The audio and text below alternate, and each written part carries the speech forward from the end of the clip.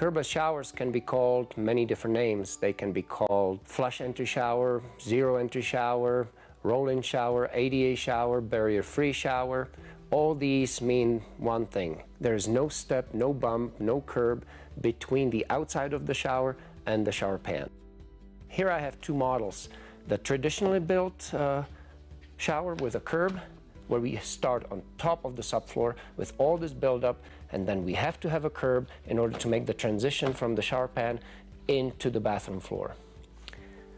On the other side, we have a curbless shower model, where we start below the subfloor in order to make up for the slope from the drain up to the highest point here in between bathroom floor and the shower pan.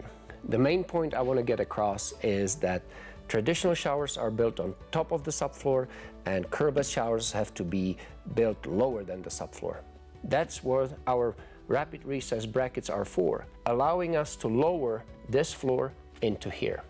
The way we want to lower the subfloor is to stay above the top of the floor joists, because they cannot be cut into, they cannot be notched, because they would lose their structural integrity if we do that.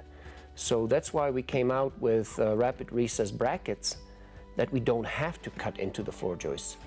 We build right above the floor joists, and we suspend the plywood in between the floor joists. We want to make this surface and this surface, bathroom floor and shower pan, flush with each other right here without any step or bump. And this drop from here to here allows us to have this drop from here to here. That's basically it. Traditional showers get built on top, curbless showers below, and if you use our brackets, it's much simpler and much faster. If you have any questions about how to build or how to design curbless showers, please give us a call or shoot us an email.